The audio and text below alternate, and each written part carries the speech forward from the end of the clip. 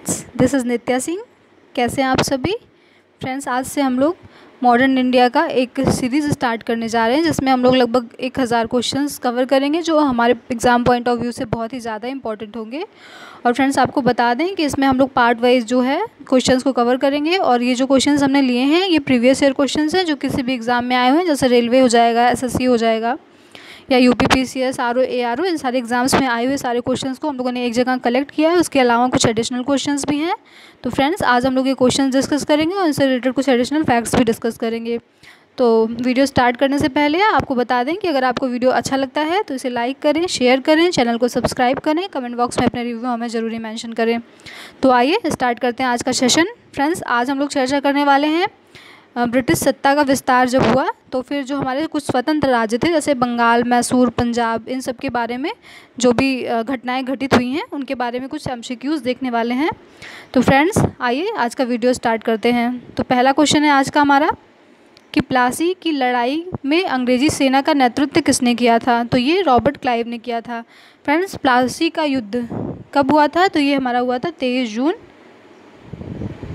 1757 में हुआ था हमारा प्लासी का युद्ध। और प्लासी का युद्ध जो हुआ था फ्रेंड्स, ये सिराजुद्दौला और अंग्रेज़ों के बीच हुआ था। और सिराजुद्दौला जो थे इनकी सेना का नेतृत्व मीर जाफ़र कर रहे थे, जबकि जो अंग्रेज़ थे इनकी सेना का नेतृत्व क्लाइव कर रहे थे।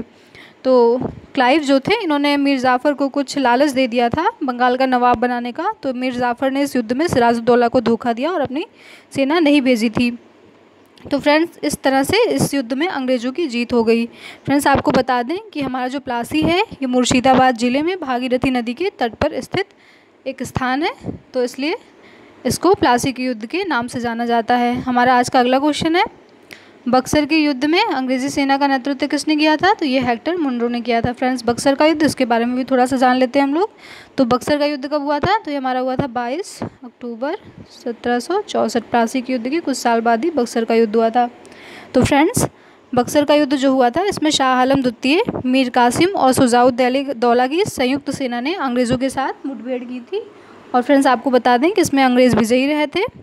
और प्लासी का जो बक्सर का युद्ध हुआ था इसका मुख्य कारण क्या था? तो मीर कासिम जो कि बंगाल का मतलब तत्कालीन नवाब था, इसने बंगाल राज्य में जितने भी आंतरिक व्यापार पे कर लगते हैं उनको समाप्त कर दिया था। तो इससे दुखी होकर या फिर इससे रुष्ट होकर अंग्रेज़ों ने बक्सर का युद्ध किया था।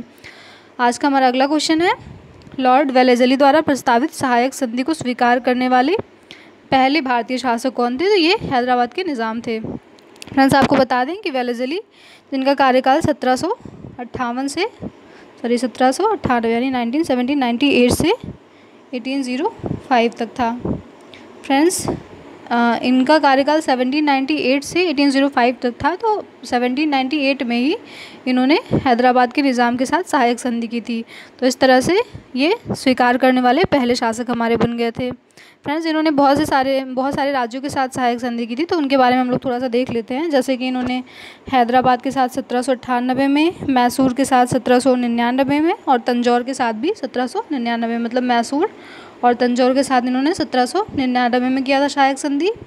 उसके बाद हमारा आता है अवध जो कि 1801 में किया था इन्होंने अवध के साथ सहायक संधि।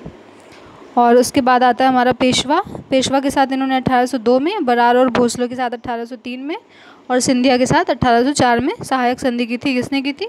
तो ये की थी हमारे वेलेज़ली जो कि गवर्नर जनरल थे। फ्रेंड्स, सहायक संधि जो वर्ड है ये सबसे पहले कब अस्तित्व में आया? तो ये सबसे पहले वैसे तो वेलेज़ली ने इसे लागू किया था, लेकिन डुप्ले के टाइम में सहायक संधि जो शब्द था ये चर्चा में था।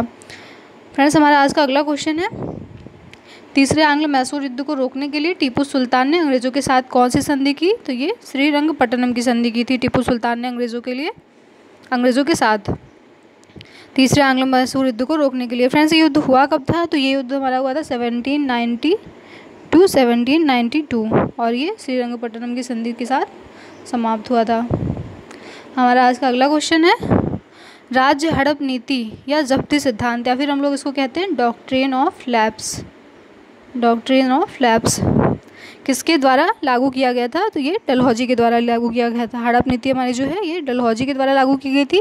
फ्रेंड्स, हड़प नीति के बारे में थोड़ा सा जान लेते हैं। तो डलहौजी का कार्यकाल कब से कब तक था ये इंपॉर्टेंट है, पहले ये देख लेते हैं। तो हम लोग 1848 से लेकर के 1856 तक हमारा डलहौजी का कार्यकाल आ जाता है। तो इन्होंने जब ये आए तो इन्होंने भी जो है हड़प नीति स्टार्ट कर दी थी। तो इन्होंने 1848 से ही अपने मतलब जो भी राज्य थे उनको मिलाना अपने राज्य में स्टार्ट कर दिया था। तो उन्होंने सबसे पहले सतारा को 1848 में मिलाया था, फिर उन्होंने जयपुर को 1849 में, बघाट को 1850 में, उदयपुर को 1852 में, झांसी को 1853 में, नागपुर को 1854 में और अवध को 1856 में मिलाया था। ये इंपॉर्टेंट है अवध, क्योंकि अवध को इन्होंने कुशासन का आरोप लगा के मिलाया था।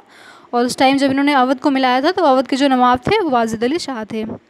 हमारा आज का अगला क्वेश्चन है, किस सिख गुरु ने गुरु नानक की जीवनी लिखी है? तो गुरु अर्जुन देव ने। गुरु अर्जुन देव ने गुरु नानक की जीवनी लिखी है। फ्रेंड्स, गुरु अर्जुन देव जो थे सिखों के 5वें गुरु थे। हमारा आज का अगला क्वेश्चन है, सिखों के सैन्य संप्रदाय खालसा पंथ का प्रवर्तन किसने किया था? तो ये किया था गुरु गोविंद सिंह ने। गुरु गोविंद सिंह ने सिखों के सैन्य संप्रदाय खालसा पंथ का प्रवर्तन किया था। हमारा आज का अगला क्वेश्चन है, 1757 में सिराजुद्दौला किसके द्वारा पराजित हुआ था? तो ये फ्रेंड्स वही है, हमारा प्लासी का युद्ध हो जाएगा ये। तो इसमें किसके द्वारा पराजित हुआ था? तो क्लाइव के द्वारा पराजित हुआ था 1757। और कब हुआ था ये? 23 जून को हुआ था। अभी हम लोग पीछे पढ़ चुके हैं कब हुआ था, तो 23 जून को हुआ था। आज का हमारा अगला क्वेश्चन है, सुगौली की संधि 1816 में किन के बीच संपन्न हुई थी? तो ये ईस्ट इंडिया कंपनी और नेपाल के बीच सुगौली की संधि हुई थी। आंग्ल नेपाल युद्ध हुआ था, इसके फलस्वरूप सुगौली की संधि हुई थी। फ्रेंड्स, आंग्ल नेपाल युद्ध कब हुआ था? तो 1814 से लेकर के 1816 तक चला था हमारा आंग्ल नेपाल युद्ध, जिसमें सुगौली की संधि हुई थी। उसके बाद ये ख़त्म हो गया था। हमारा आज का अगला क्वेश्चन है, टीपू सुल्तान की मृत्यु 1799 ईस्वी में कहाँ हुई? तो श्रीरंगपट्टनम में हुई थी। फ्रेंड्स, आपको बता दें कि 1799 में श्रीरंगपट्टनम में टीपू सुल्तान की जब मृत्यु हुई तो ये चतुर्थ आंग्ल मैसूर युद्ध था। वैसे तो 3 आंग्ल मैसूर युद्ध हुए थे, लेकिन ये चौथा था जब इनकी मृत्यु हो गई थी।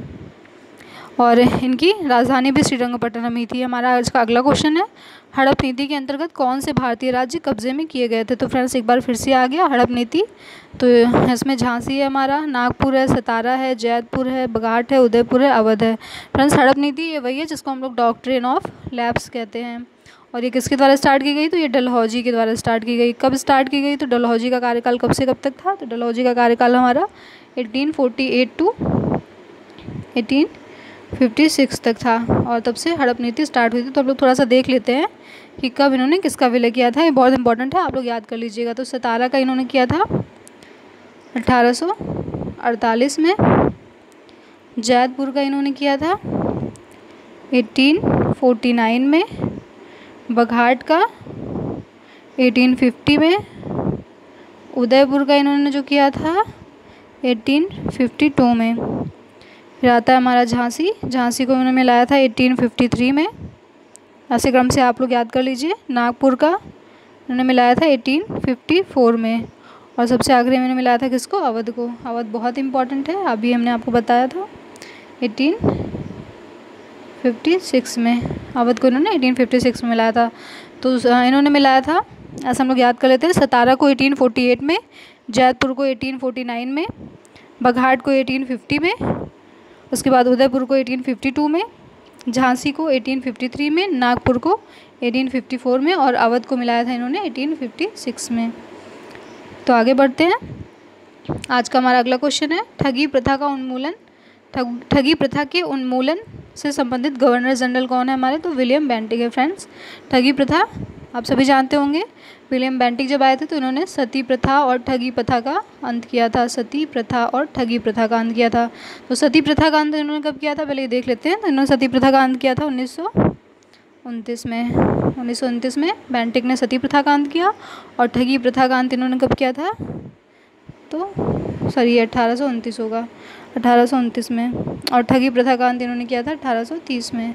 फ्रेंड्स, आपको बता दें ठगी प्रथा का अंत करने के लिए उन्होंने एक ऑफिसर कह सकते हैं नियुक्त किया था, जिसका नाम कर्नल स्लीमैन था। कर्नल स्लीमैन की नियुक्ति इन्होंने ठगी प्रथा का अंत करने के लिए की थी। आज का हमारा अगला क्वेश्चन है, वोडियार कहाँ के शासक थे? तो वोडियार मैसूर रियासत के शासक थे। अगला क्वेश्चन है, टीपू सुल्तान की राजधानी कहाँ थी? तो श्रीरंगपट्टनम में। ये हम लोग पीछे अभी पढ़े थे। टीपू सुल्तान की मृत्यु कहाँ हुई थी? तो 1799 में श्रीरंगपट्टनम में हुई थी और इसकी कैपिटल भी कहाँ थी? श्रीरंगपट्टनम थी। आज का हमारा अगला क्वेश्चन है, क्लाइव को बंगाल का गवर्नर बनाया गया कब? तो 1758 ईस्वी में, 1758 में। फ्रेंड्स, क्लाइव जो था इसने जब प्लासी का युद्ध लड़ा 1757 में, तो इसको विजय मिली थी और इससे खुश होकर इसको बंगाल का गवर्नर बना दिया गया था कब? 1758 में। आज का हमारा अगला क्वेश्चन है, द्वैध शासन नीति को किसने समाप्त किया था? तो ये समाप्त किया था वॉरेन हेस्टिंग ने। स्टार्ट किसने किया था? तो क्लाइव ने स्टार्ट किया था। द्वैध शासन नीति को सबसे पहले कहाँ? बंगाल में लागू हुई थी ये, और वॉरेन हेस्टिंग ने इसको समाप्त किया था। फ्रेंड्स, द्वैध शासन जो वर्ड था ये सबसे पहले किसने दिया था? तो लियोनेल कार्टिस ने दिया था। लियोनेल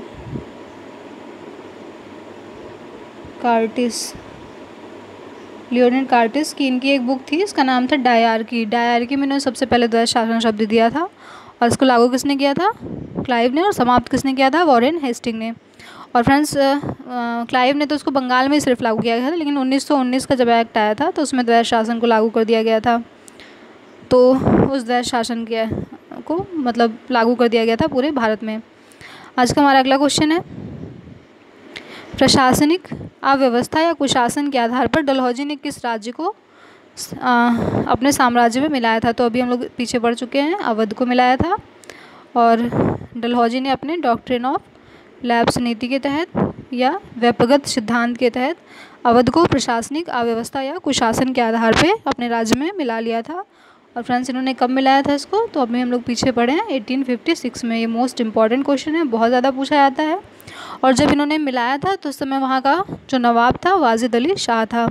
फ्रेंड्स, एक क्वेश्चन और है, अंग्रेज़ों का सबसे ज़्यादा विरोध किसने किया था? तो ये मराठों ने किया था। सबसे ज़्यादा अंग्रेज़ों का विरोध किसने किया? तो ये मराठों ने किया था।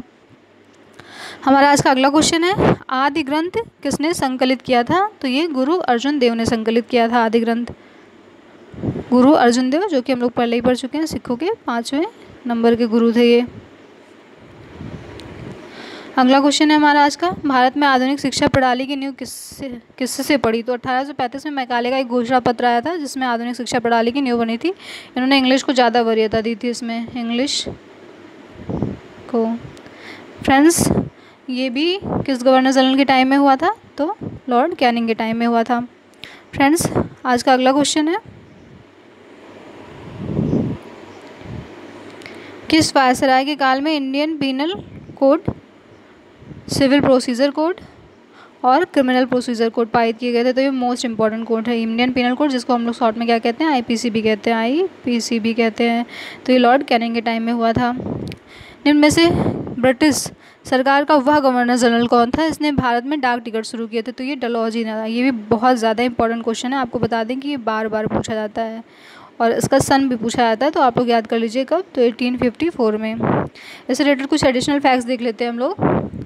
तो फ्रेंड्स, डाक टिकट जो था ये सबसे पहले 1766 में क्लाइव द्वारा मतलब स्थापित किया गया था बंगाल में, 1766 में। कब? 1766 में स्टार्ट किया था डाक टिकट। लेकिन सबसे पहले अगर पूछा जाए डाकघर की स्थापना किसने की थी, तो ये वॉरेन हेस्टिंग ने 1774 में की थी। वॉरेन हेस्टिंग ने सबसे पहले डाकघर की स्थापना की थी। और सबसे पहले कौन सा गवर्नर जनरल था अगर पूछा जाए जिसने भारत में डाक टिकट शुरू किया था, तो लॉर्ड डलहौजी था। आज का हमारा अगला क्वेश्चन है, सती प्रथा का अंत करने तथा ठगी प्रथा को समाप्त करने का श्रेय किसको जाता है? तो ये जाता है विलियम बेंटिक को। इसके बारे में हम लोग पीछे डीपली पढ़ चुके हैं, एक बार फिर से देख लेते हैं। सती प्रथा का अंत इन्होंने कब किया था? 1829 में। और ठगी प्रथा का अंत कब किया था इन्होंने? 1830 में किया था। फ्रेंड्स, इन्होंने सती प्रथा का अंत किया था तो उसमें एक भारतीय समाज सुधारक थे राजा राम मोहन राय, जिनकी बहुत ज़्यादा भूमिका रही थी। राजा राम मोहन राय ने के मतलब अनुरोध पे इन्होंने सती प्रथा का अंत किया था। और ठगी प्रथा का अंत करने के लिए इन्होंने किसकी नियुक्ति की थी? तो कर्नल स्लीमैन की नियुक्ति की थी। स्लीमैन की नियुक्ति की थी इन्होंने। अगला क्वेश्चन हमारा है, अवध के स्वायत्त राज्य के संस्थापक कौन थे? तो ये शहादत खान या बुरहान उल मुल्क थे। शहादत खान या बुरहान उल मुल्क ने अवध के स्वायत्त राज्य का स्थापना किया था। ईस्ट इंडिया कंपनी और बंगाल के नवाब के बीच जब प्लासी का युद्ध हुआ था तो उस समय मुगल सम्राट कौन था? तो फ्रेंड्स, ये आलमगीर द्वितीय थे। जब ईस्ट इंडिया कंपनी और बंगाल के नवाब के बीच प्लासी का युद्ध हुआ तो उस समय मुगल सम्राट आलमगीर द्वितीय थे। सिराजुद्दौला एवं ईस्ट इंडिया कंपनी के बीच संघर्ष का मुख्य कारण क्या था? तो अंग्रेजों ने व्यापार छूट का दुरुपयोग किया था, इसलिए संघर्ष हुआ था। और आपको पता है इन्होंने जब बक्सर का युद्ध हुआ था तो उस वक्त भी मीर कासिम ने क्या किया था, बंगाल से जितने भी व्यापारिक कर थे उनको हटा दिया था। हमारा अगला क्वेश्चन क्या है, प्लासी के युद्ध में केवल कुछ सरदारों ने सिराजुद्दौला का साथ दिया था और वो कौन कौन से सरदार थे, तो ये मोहनलाल और मीर मदान थे। आपको पता ही होगा प्लासी के युद्ध में मीर जाफ़र ने धोखा दे दिया था, तो ये दो थे जिन्होंने इनका साथ दिया था और इत्तेफाक से मारे भी गए थे, मोहनलाल और मीर मदान। हमारा अगला क्वेश्चन है, ब्लैक होल की घटना जिसमें 146 में से 123 लोग एक छोटी कोठरी में बंद कर दिए जाने गए और मर गए थे, तो ये घटना कहाँ पे घटी थी, तो ये घटना हमारी घटी थी कहाँ पे, कोलकाता में घटी थी, कोलकाता में। फ्रेंड्स, एक अंग्रेज़ था हालवेल इसमें जिंदा बचा था और उसने ये सारी बातें बताई थी। कुछ इतिहासकार ये भी कहते हैं कि हालवेल की मनगढ़ंत कहानी थी। अगला क्वेश्चन है हमारा, प्लासी के युद्ध के बाद भारत के शासक दुख की काली रात का आरंभ हुआ है, भारत के शासकों के दुख की काली रात का आरंभ हुआ है, ये किस बंगला कवि का कथन है, तो ये कथन है नवीन चंद्र सेन का। नवीन चंद्र सेन ने कहा था कि जब प्लासी का युद्ध हुआ गया तो उसके बाद भारत के जो शासक थे उनके लिए दुख की काली रात का आरंभ हुआ था, क्योंकि प्लासी के युद्ध के बाद अंग्रेज़ों ने अपना थोड़ा बहुत आधिपत्य जो है वो भारत पे स्थापित कर ही लिया था, बंगाल पे। हालांकि वो अलग बात है कि बक्सर के युद्ध के बाद ही पूर्णतः भारत में स्थापित हो पाए थे। हमारा अगला क्वेश्चन है आज का, किस इतिहासकार ने 1765 से 1772 ईस्वी तक कंपनी के राज्य को द्वैध शासन के काल को डाकुओं के राज्य की संज्ञा दी है, तो ये हमारे के.एम. पणिक्कर थे। सुरक्षा प्रकोष्ठ की नीति किससे रिलेटेड है, तो वॉरेन हेस्टिंग्स से रिलेटेड है। फ्रेंड्स, सुरक्षा प्रकोष्ठ की नीति क्या थी इसके बारे में थोड़ा सा जान लेते हैं। तो इसमें क्या होता था कि एक बफर जोन बना के कंपनी की सीमाओं की रक्षा करना होता था इन लोगों को, और इस नीति में क्या होता था, जो हमारा रिंग फेंस होता था उसके भीतर शामिल जो भी राज्य होते थे उनके खुद के ही खर्चे पर अंग्रेज़ उनको ये आश्वासन देते थे कि उनके बाहरी आक्रमण से रक्षा करेंगे और सैन्य मदद देने का उनको भरोसा देते थे। तो ये हमारी सुरक्षा प्रकोष्ठ की नीति थी।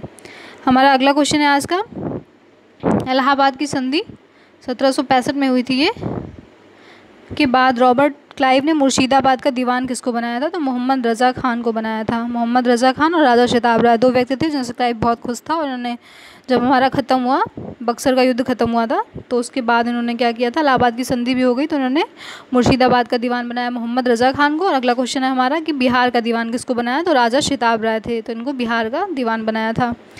अगला क्वेश्चन है हमारा, रणजीत सिंह को कोहिनूर हीरा कहाँ से मिला था, तो ये इनको शाहसूजा से मिला था। अगला क्वेश्चन है, महाराजा रणजीत सिंह के उत्तराधिकारी कौन थे, तो ये खड़क सिंह थे।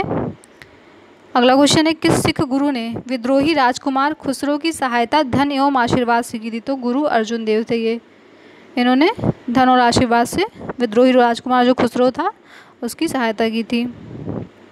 हमारा आज का अगला क्वेश्चन है, सबसे अधिक निर्णायक युद्ध जिसने अंग्रेज़ों को भारत में प्रभुत्व को स्थापित कर दिया, ये थोड़ा सा टाइपिंग मिस्टेक है, स्थापित कर दिया, मतलब इसमें कह रहा है कि अंग्रेज़ों का प्रभुत्व जो था वो कौन से युद्ध के बाद भारत में स्थापित हो गया था।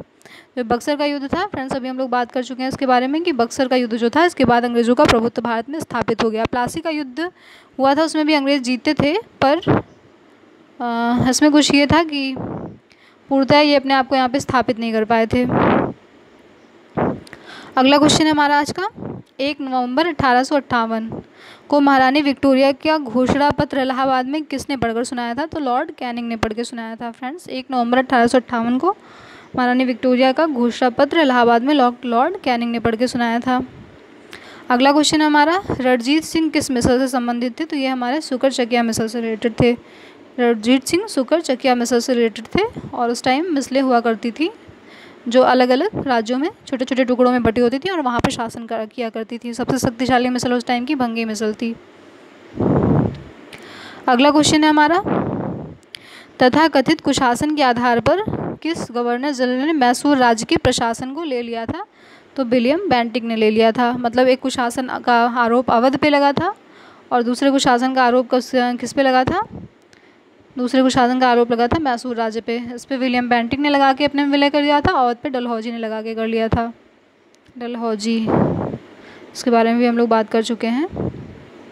अगला क्वेश्चन है,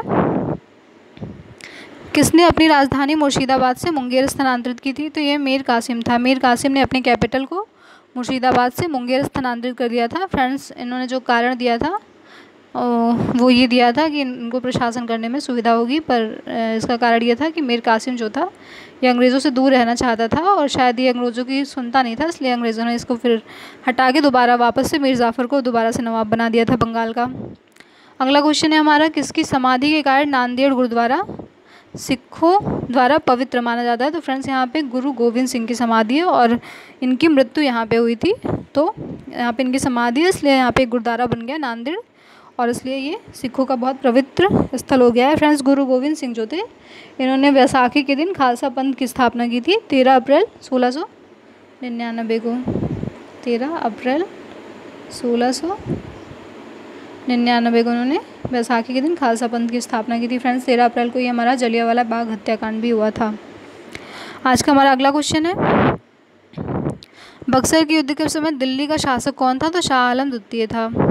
टीपू सुल्तान अंग्रेज़ों के साथ युद्ध में कब मारे गए थे? तो ये 1799 ईस्वी में मारे गए थे। हमारा आज का अगला क्वेश्चन है, किसके शासनकाल में ब्लैक होल की घटना हुई थी? तो सिराजुद्दौला के शासनकाल में हुई थी। कहाँ पे हुई थी? तो कलकत्ता में हुई थी। इसमें कौन सा अंग्रेज जीवित बचा था? तो ये हालवेल थे। आज का हमारा अगला क्वेश्चन है, सिखों के अंतिम गुरु कौन थे? तो गुरु गोविंद सिंह सिखों के अंतिम और 10वें गुरु थे। सिख में कितने गुरु हुए थे? तो 10 गुरु हुए थे, जिसमें से अंतिम कौन थे? गुरु गोविंद सिंह थे। हमारा आज का अगला क्वेश्चन है, निम्नलिखित में से कौन सा युद्ध था जिसने भारत में ब्रिटिश प्रभुत्व का प्रारंभ किया था? प्रारंभ किया था प्लासी युद्ध ने और ब्रिटिश प्रभुत्व को स्थापित किया था बक्सर के युद्ध ने। आज का हमारा अगला क्वेश्चन है, बंगाल के किस गवर्नर के समय में सरकारी खजाना मुर्शिदाबाद से कोलकाता स्थानांतरित किया गया? तो वॉरेन हेस्टिंग के टाइम में। वॉरेन हेस्टिंग के टाइम में सरकारी खजाना जो था हमारा ये मुर्शिदाबाद से कोलकाता स्थानांतरित किया गया।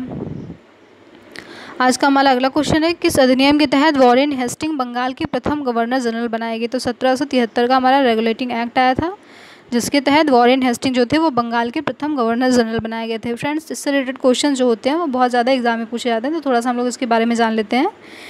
जैसे अगर पूछता है कि पहले गवर्नर कौन थे, तो ये हमारे हो जाएंगे क्लाइव। क्लाइव जो थे ये बंगाल के गवर्नर थे। बंगाल के पहले गवर्नर कौन थे? तो क्लाइव थे। अगर पूछता है कि पहले गवर्नर जनरल कौन थे, भारत में पहले गवर्नर जनरल कौन थे, तो ये हमारे वॉरेन हेस्टिंग हो जाएंगे। और अगर पूछता है भारत के पहले गवर्नर जनरल कौन थे, तो ये हो जाएंगे हमारे विलियम बेंटिक। फ्रेंड्स, अगर पूछा जाए कि पहले वायसराय कौन थे, तो लॉर्ड कैनिंग थे। लॉर्ड कैनिंग वही जब हम लोगों ने पढ़ा था 1 नवंबर 1858, तो इस टाइम में लॉर्ड कैनिंग जो थे इनको वायसराय कहा गया था। वायसराय का मतलब होता है ब्रिटिश जो भी साम्राज्य होता है उसका प्रतिनिधि, भारत में उसका प्रतिनिधि, तो इसको वायसराय कहा गया। और एक क्वेश्चन और पूछता है कि स्वतंत्र भारत के पहले गवर्नर कौन थे, तो ये जो थे हमारे लॉर्ड माउंटबेटन थे। और अगर पूछा जाए कि भारत के पहले और लास्ट भारतीय गवर्नर जनरल कौन थे, तो हमारे चक्रवर्ती राजगोपालाचारी थे। और कब से कब तक थे, तो ये 1948 से लेकर के 1950 तक थे। तो एक बार फिर से देख लेते हैं क्योंकि ये बहुत ही ज़्यादा इंपॉर्टेंट है, तो ये एग्ज़ाम में आ सकता है। तो अगर पूछे कि बंगाल के पहले गवर्नर कौन थे, तो ये क्लाइव हो जाएंगे। और अगर पूछे कि पहले गवर्नर जनरल भारत में पहले गवर्नर जनरल कौन थे, यानी कि first governor general in India, तो ये वॉरेन हेस्टिंग हो जाएंगे। और अगर पूछता है कि first governor general of India, तो ये हमारे हो जाएंगे विलियम बेंटिक। अगर पूछता है पहले वायसराय कौन थे, तो ये हमारे लॉर्ड कैनिंग हो जाएंगे। और अगर पूछा जाए कि स्वतंत्र भारत के पहले गवर्नर कौन थे, तो ये हमारे लॉर्ड माउंटबेटन हो जाएंगे। और अगर पूछा जाए कि भारत के पहले और आखिरी भारतीय गवर्नर जनरल कौन थे, तो ये हमारे चक्रवर्ती राजगोपालाचारी हो जाएंगे। तो हम लोग बढ़ते हैं आज के अगले क्वेश्चन की तरफ। अगला क्वेश्चन हमारा, किसके समय में कोलकाता में प्रथम न्यायालय की स्थापना की गई थी? तो वॉरेन हेस्टिंग के समय में।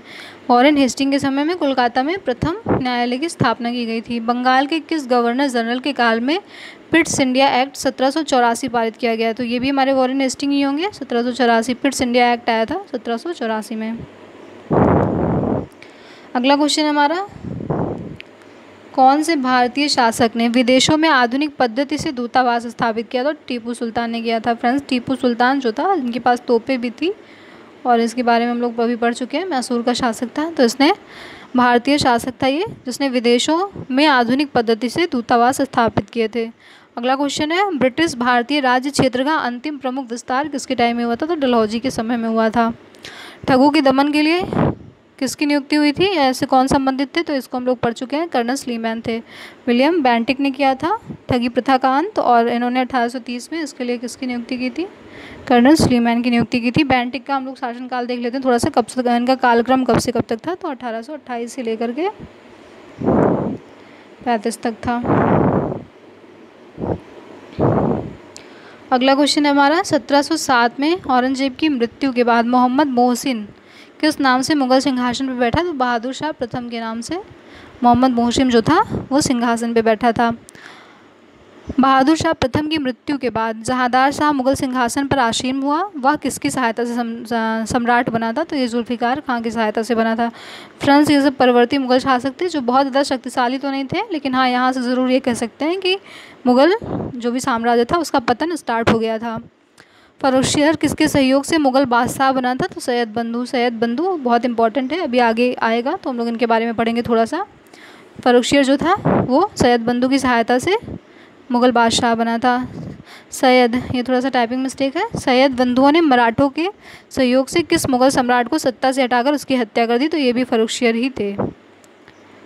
नृप निर्माता, फ्रेंड्स सैयद बंधु इतने इंपॉर्टेंट थे, इनका इतना रोल था मुग़ल पीरियड में, इनको नृप निर्माता यानी कि किंग मेकर कहा जाता था।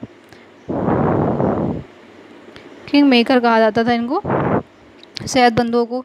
सैयद बंधुओं का पतन किसके टाइम में हुआ था, मोहम्मद शाह के टाइम में। मोहम्मद शाह को रंगीला भी कहा जाता था, रंगीला, क्योंकि इनके टाइम में जो भी एक महिला वर्ग था और जो हिजड़ा वर्ग था उसका प्रभुत्व स्थापित हो गया था, तो इसलिए इनको रंगीला भी कहा जाता था।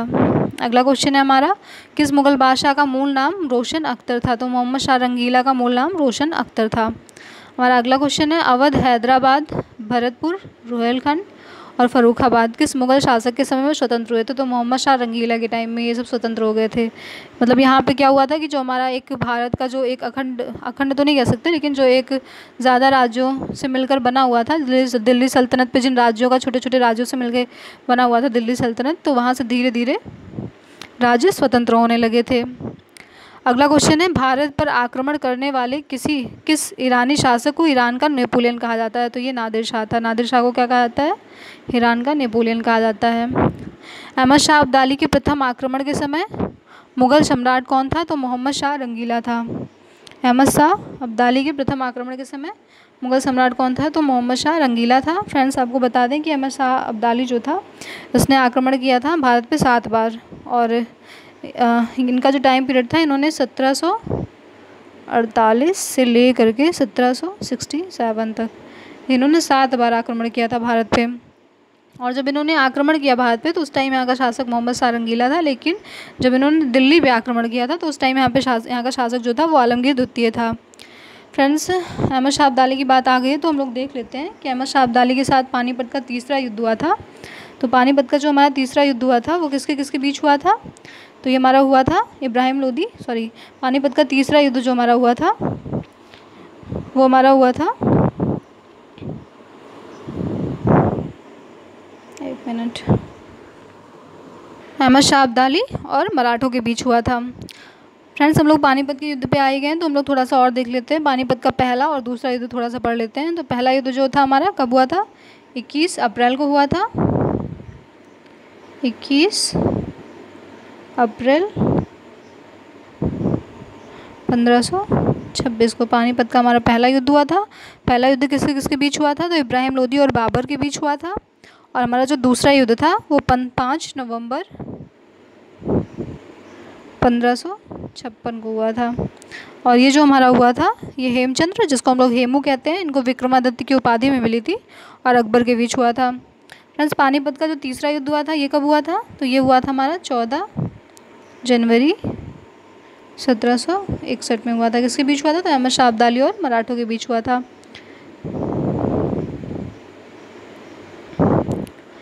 अगला क्वेश्चन है, किस मुग़ल शासक का वास्तविक नाम अली गौहर था, तो फ्रेंड्स अली गौहर शाह आलम द्वितीय का नाम था। प्रथम आंग्ल मैसूर युद्ध कब से कब तक हुआ था, तो 1767 से 69 के बीच हुआ था।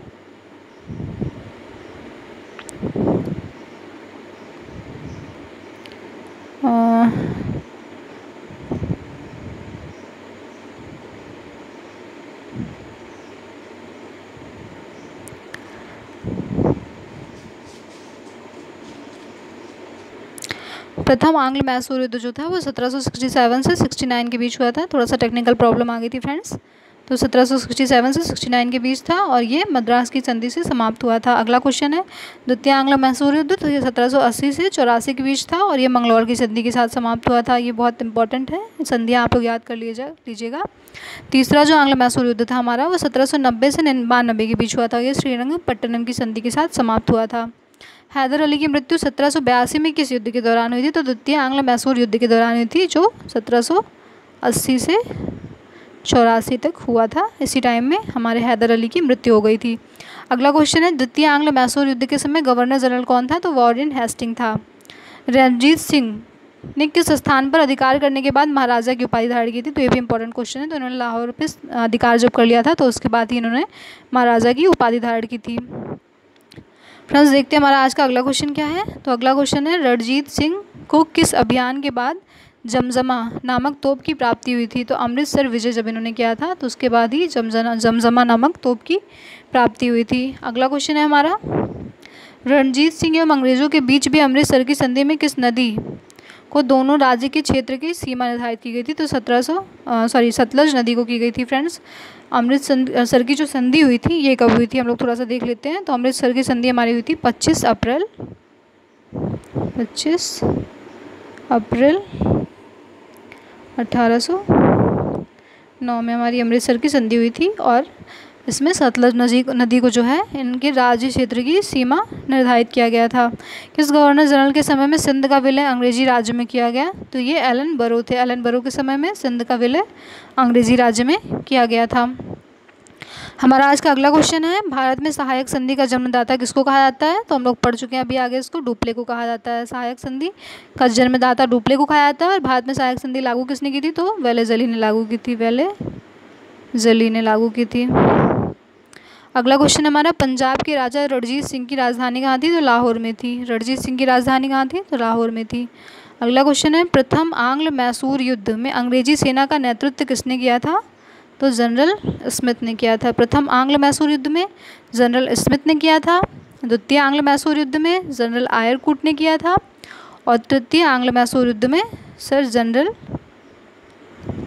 मेडोज ने किया था। मेजर जनरल मेडोज ने किया था। तो ये इंपॉर्टेंट है। प्रथम आंग्ल मैसूर युद्ध में अंग्रेजी सेना का नेतृत्व जनरल स्मिथ ने किया था। द्वितीय आंग्ल मैसूर युद्ध में अंग्रेजी सेना का नेतृत्व जनरल आयरकूट ने किया था।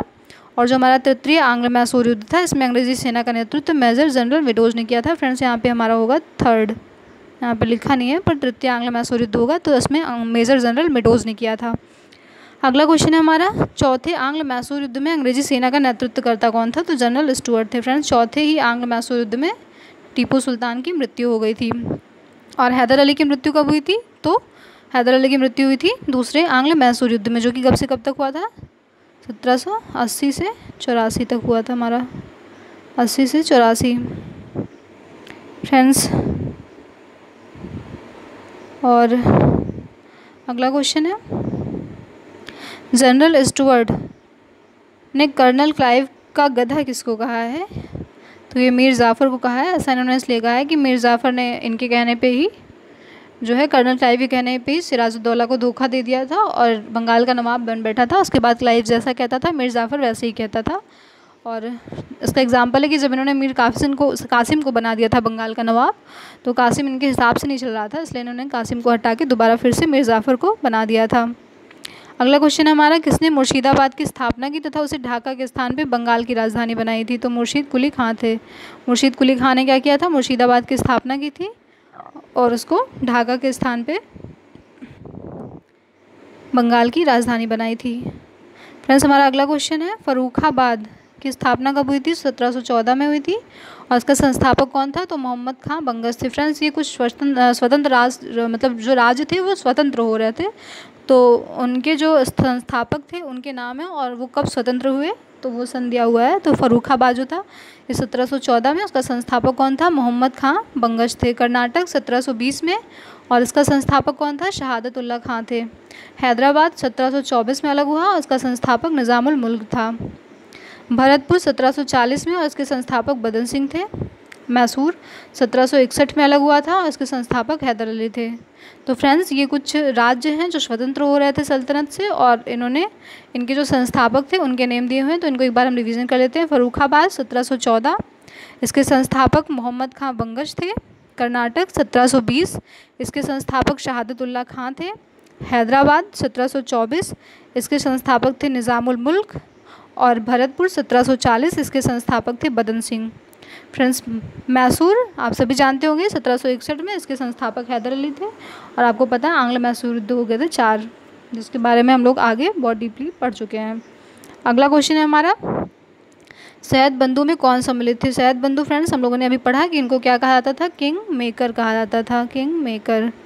और सैयद बंधु में कौन सम्मिलित थे? तो ये 2 भाई थे जिनका नाम हसन अली और सैयद अब्दुल्ला था, और ये राजा को बनाते और बिगाड़ते थे। अगला क्वेश्चन है हमारा, स्वतंत्र भारत के प्रथम और अंतिम भारतीय गवर्नर जनरल कौन थे? तो फ्रेंड्स इसके बारे में भी हम लोग पढ़ चुके हैं, चक्रवर्ती राजगोपालाचारी स्वतंत्र भारत के पहले और अंतिम भारतीय गवर्नर जनरल थे। कब से कब तक थे? तो ये थे हमारे 1948 टू 1950 तक थे।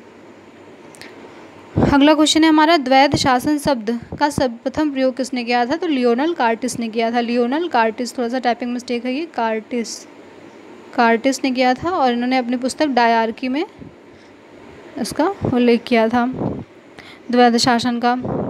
अगला क्वेश्चन है, ब्लैक होल की घटना कब घटित हुई? तो ब्लैक होल की घटना 20 जून 1756 में हुई थी हमारी। ब्लैक होल की घटना 20 जून 1756 में हुई थी।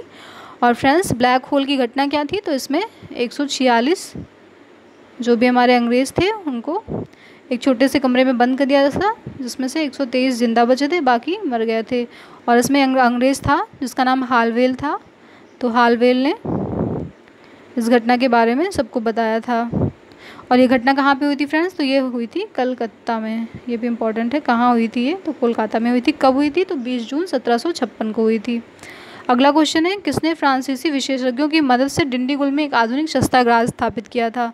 तो ये हैदर अली थे। हैदर अली ने डिंडीगुल में एक आधुनिक शस्त्रागार स्थापित किया था। अगला क्वेश्चन है हमारा, ब्रिटिश जनरल जिसने हैदर अली को पोर्टो नेवा के युद्ध में हराया था। पोर्टो नेवा का युद्ध जो था सर आयर कूट ने हराया था फ्रेंड्स। और हम लोग ने पीछे देखा था कि द्वितीय आंग्ल मैसूर युद्ध जो था ये भी किसके टाइम में हुआ था? इसमें भी अंग्रेजी सेना का जो नेतृत्व किया था वो आयर कूट ने किया था। और पोर्टो नेवा का युद्ध भी हुआ था, तो इसमें हैदर अली को पोर्टो नेवा के युद्ध में सर आयर कूट ने ही हराया था। अगला क्वेश्चन है हमारा, प्लासी के युद्ध के समय बंगाल का तत्कालीन गवर्नर कौन था? तो रोजर ड्रैक थे। बंगाल का गवर्नर उस टाइम कौन था? रोजर ड्रैक थे। बंगाल का गवर्नर फ्रेंड्स बहुत सारे लोग सोचते होंगे कि क्लाइव था उस टाइम में, पर क्लाइव नहीं था। क्लाइव को बंगाल का गवर्नर बनाया गया था 1758 में, जबकि प्लासी का युद्ध कब हुआ था? 1757 में हुआ था। तो उस टाइम पे 1757 में नहीं 1757 में कौन था वहाँ का गवर्नर? तो रोजर ड्रैक थे। अगला क्वेश्चन है हमारा, बक्सर के युद्ध के समय बंगाल का गवर्नर कौन था? तो वेंस्टार्ट थे। फ्रेंड्स ये टाइपिंग मिस्टेक है, ये भी वेंस्टार्ट थे। वेंसीटार्ट इस तरह से लिखा जाएगा। वेंस्टार्ट थे जो हमारे बंगाल के गवर्नर थे, तत्कालीन गवर्नर बक्सर के युद्ध के समय। बक्सर का युद्ध कब हुआ था? 1764 में हुआ था। अगला क्वेश्चन है हमारा, बंगाल में द्वैध शासन कब से कब तक था? ये भी इम्पोर्टेंट है। 1765 से लेकर 1772 तक। कौन लगाया था द्वैध शासन बंगाल में? तो क्लाइव ने लगाया था। कब से कब तक था? तो 1765 से 1772 तक था। किस गवर्नर जनरल के समय में कोलकाता प्रथम उच्च न्यायालय की स्थापना हुई थी? तो ये वॉरेन हेस्टिंग थे। इन्होंने कोलकाता में प्रथम उच्च न्यायालय की स्थापना की थी। शायद ये क्वेश्चन रिपीटेड है, इससे पहले भी हम लोग पढ़ चुके हैं। गुरु गोविंद सिंह की आत्मकथा का क्या नाम है? ये भी इंपॉर्टेंट क्वेश्चन है फ्रेंड्स। तो विचित्र नाटक। गुरु गोविंद सिंह जो कि सिखों के 10वें गुरु थे, तो इनकी आत्मकथा का नाम क्या है? विचित्र नाटक है। फ्रेंड्स आज हम लोगों ने कवर किए 100 क्वेश्चन। तो 100 क्वेश्चंस जो भी प्रीवियस ईयर क्वेश्चंस थे जो भी आए हुए थे उनको हम लोग ने पढ़ा, उनके बारे में कुछ एडिशनल फैक्ट जाना। उम्मीद है कि आपको आज का सेशन अच्छा लगा होगा, आपने बहुत कुछ गेन किया होगा। तो अगर वीडियो आपको अच्छा लगे तो फिर से एक बार लाइक इसे कर दीजिएगा, अगर नहीं किया है तो सब्सक्राइब कर दीजिएगा चैनल को, वीडियो को शेयर कीजिएगा ताकि आपके फ्रेंड्स भी देख सकें, और कमेंट बॉक्स में अपना रिव्यू ज़रूर शेयर कीजिएगा फ्रेंड्स। तो आज के सेशन में बस इतना ही। Thank you for watching.